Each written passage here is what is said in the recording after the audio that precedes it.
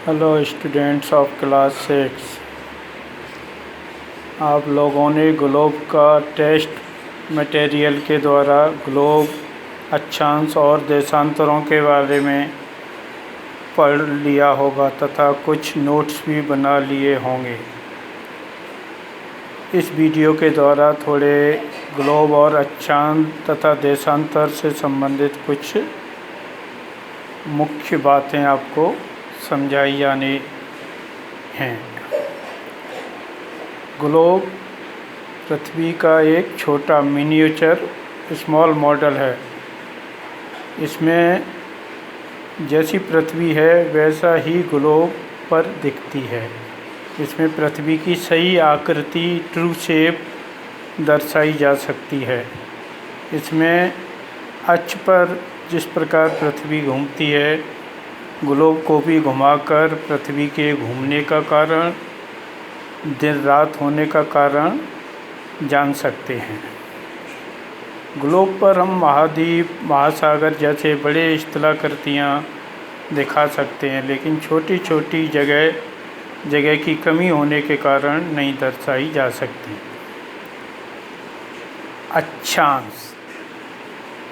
अक्षांश वास्तव में पृथ्वी केंद्र से परिधि की ओर बने हुए कोण हैं। केंद्र से परिधि की ओर बने हुए कोण, एंगल। वास्तव में ग्लोब पर 180 अक्षांश, 90 उत्तरी गोलार्ध में और 90 दक्षिणी गोलार्ध में।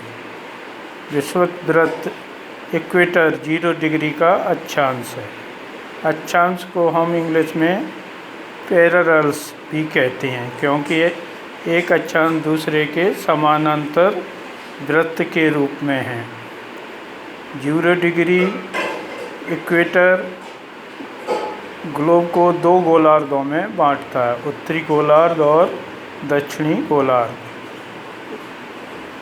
उत्तरी गोलार्ध में 23.5 डिग्री उत्तर कर्क रेखा, ट्रॉपिक ऑफ कैंसर, 66.5 डिग्री उत्तर आर्कटिक सर्कल और 90 डिग्री उत्तर उत्तरी ध्रुव। इसी तरह दक्षिणी गोलार्ध में 23.5 डिग्री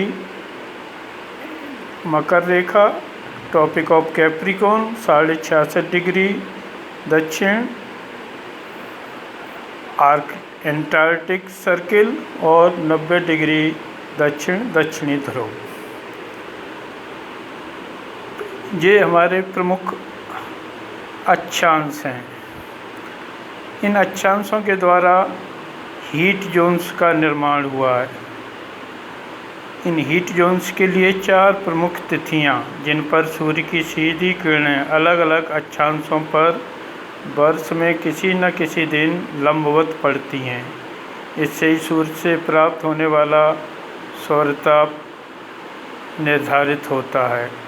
ये 3 कटिबंध हैं: उष्ण कटिबंध टॉरिड जोन, जो कर्क रेखा और मकर रेखा, tropic of cancer and Capricorn के बीच स्थित है, जहाँ सूर्य की किरणें किसी न किसी अक्षांश पर प्रतिदिन लंबवत पड़ती हैं। इस जोन के बाहर सूर्य की किरणें कहीं लंबवत वर्टिकल नहीं पड़ती हैं, इसलिए यहाँ पूरे वर्ष उच्च तापमान रहता है। इसीलिए इसे हिंदी में उष्ण कटिबंध, इंग्लिश में ट्रॉपिकल या टॉरिड जोन कहते हैं। 23.5 उत्तर से लेकर 66.5 उत्तरी अक्षांश तथा दक्षिणी गोलार्ध में 23.5 दक्षिण से 66.5 दक्षिणी अक्षांश के बीच शीतोष्ण कटिबंध टेम्परेट जोन, उत्तर में से उत्तरी शीतोष्ण कटिबंध और दक्षिण गोलार्ध में दक्षिणी शीतोष्ण कटिबंध कहते हैं। इसमें धीरे धीरे सूर्य की किरणें तिरछी पड़ने लगती हैं। इस कारण से यहाँ शीत कटिबंध और उष्ण कटिबंध के बीच की स्थिति रहती है। 66.5 उत्तर से 90 डिग्री उत्तर और 66.5 दक्षिण से 90 डिग्री दक्षिण के बीच शीत कटिबंध स्थित है, जहाँ पर सूर्य की किरणें और तिरछी होती जाती हैं।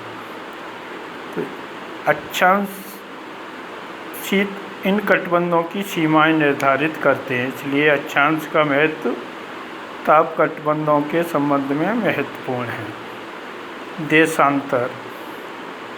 देशांतर जैसे सर्किल में 360 डिग्री होते हैं, इसी तरह ग्लोब पर 360 देशांतर, इन्हें इंग्लिश में लॉन्गिट्यूड और मेरिडियन भी कहते हैं। 0 डिग्री लॉन्गिट्यूड को प्राइम मेरिडियन, प्रधान मध्याह्न रेखा, जो लंदन के पास ग्रीनिच से गुजरती है, इससे 180 डिग्री पूरब और 180 डिग्री पश्चिमी देशांतर में ग्लोब बटा हुआ है। एक देशांतर से दूसरे देशांतर के बीच में पृथ्वी को घूमने में 4 मिनट के समय का अंतर आता है। इसको हम एक कैलकुलेशन के द्वारा समझ सकते हैं। पृथ्वी एक अपना रोटेशन 24 घंटे में पूरा कर लेती है। 24 × 60 के हिसाब से हमें मिनट में कन्वर्ट हो जाएंगे, और इसे 360 लॉन्गिट्यूड है, तो उससे हम ये कैलकुलेट करेंगे तो एक देशांतर से दूसरे देशांतर के बीच में 4 मिनट का समय का अंतर आता है। पृथ्वी पश्चिम से पूरब की ओर अपने अक्ष पर घूमती है।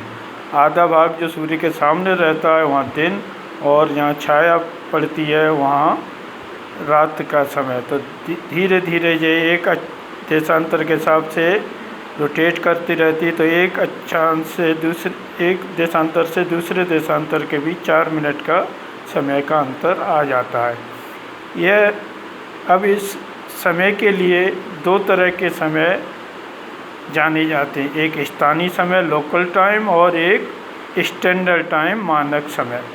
स्थानीय समय वह समय होता है जिस स्थान पर दोपहर के समय सूर्य बिल्कुल सर के ऊपर जब होता है, उस समय वहाँ दिन के 12 बज रहे होते हैं।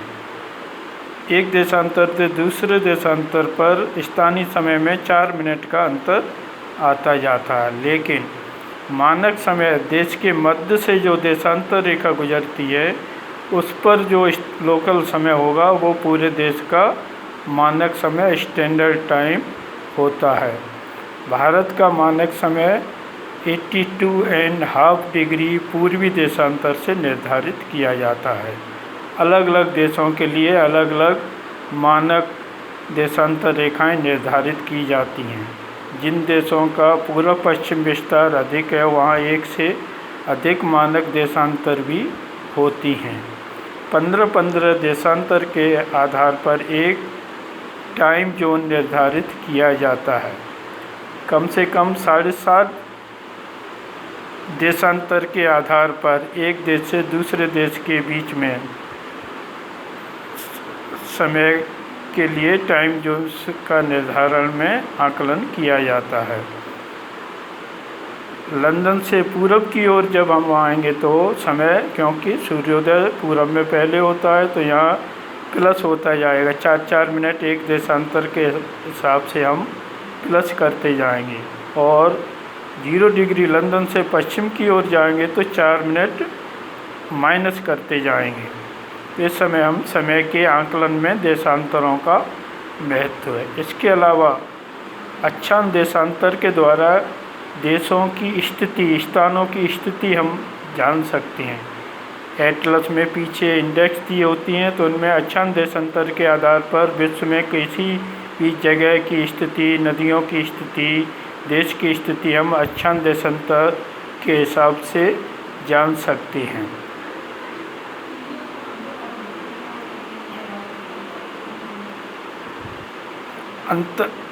180 देशांतर पूरब और पश्चिम में जब ग्लोब पर चलते हैं तो 180 पर हम पूरब और पश्चिम नहीं लिखते हैं। बाकी सभी देशांतरों में हम 0 से पूर्व की ओर आएंगे तो पूर्वी देशांतर, और पश्चिम की ओर जाएंगे तो पश्चिमी देशांतर लिखते हैं। सामान्य रूप से 180 देशांतर को हम अंतर्राष्ट्रीय तिथि रेखा के रूप में जानते हैं, लेकिन ये एक सीधी रेखा नहीं है। एक देश के क्षेत्रों को बचाते हुए, कुछ द्वीपों को बचाते हुए ये थोड़ी टेढ़ी मेढ़ी हो गई है, जैसे एक देश के जितने भी भूभाग हैं वहाँ एक सा समय रहे। जापान के आसपास हम देखेंगे तो ये अंतर्राष्ट्रीय तिथि रेखा की स्थिति है जो बिल्कुल स्ट्रेट लाइन के रूप में नहीं है। इस अंतर्राष्ट्रीय तिथि रेखा से पूर्व पश्चिम समय का एडजस्टमेंट करने के लिए एक दिन बढ़ा और घटा दिया जाता है, जिससे समय का आकलन सही रह सके। स्थानीय समय तथा स्टैंडर्ड समय मानक समय के अलावा एक GMT ग्रीनविच मीन टाइम जो अंतर्राष्ट्रीय स्तर पर समय आकलन के लिए इस्तेमाल किया जाता है, जो लंदन में 0 डिग्री से कैलकुलेट किया जाता है। जैसे ग्रीनविच मीन टाइम अर्थात GMT भी कहते हैं। तो इस अध्याय में हमने ग्लोब, अक्षांश और देशांतर के बारे में जानकारियाँ, क्योंकि आगे क्लाइमेट वगैरह में अक्षांशों का महत्व, तो ये कॉन्सेप्ट हमें अक्षांश, ताप कटबंध, समय के आकलन के लिए, रोटेशन के लिए हमें लॉन्गिट्यूड की जानकारी आवश्यक है। अगले असाइनमेंट में इस चैप्टर से संबंधित कुछ एक्टिविटी आपको दी जाएंगी जिससे आपका पता लग सके कि आप ग्लोब और अक्षांश देशांतर के बारे में क्या समझ सके हैं। कुछ एक्टिविटीज आप करेंगे जिसमें आपको कुछ मनोरंजन रोचक तथ्य भी दिए जाएंगे। धन्यवाद।